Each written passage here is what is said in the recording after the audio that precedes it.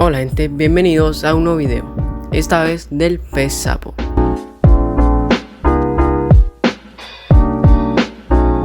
Pueden llegar a medir hasta los 50 centímetros. Tienen una boca ancha y su cuerpo es muy redondo.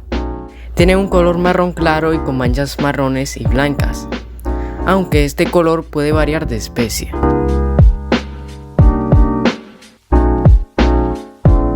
Cuentan con 4 espinas situadas en la espalda del animal. Estas crean un veneno que produce un ardor e hinchazón en la piel del sujeto. Eso sí, la mayoría de los peces sapos no cuentan con este método de defensa, sino con un mucus lubricante que usan para deslizarse entre los depredadores.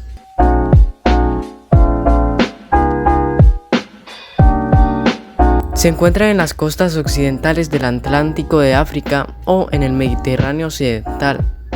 Usa grietas de rocas para esconderse. Viven de 10 a 50 metros de profundidad y prefieren aguas cálidas.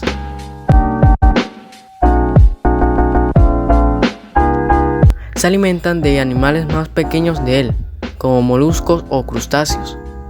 Gracias a sus colores, se pueden esconder en la arena a esperar su presa. Después la pillan por sorpresa.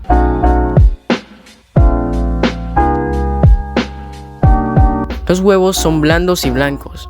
Son depositados en la boca del macho y este mismo produce unos cuantos sonidos para mantener a la hembra cerca y alejar a los otros machos hostiles.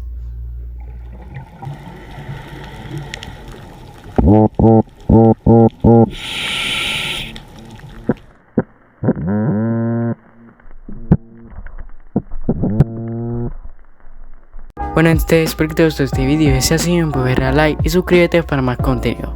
Nos vemos hasta la próxima. Adiós.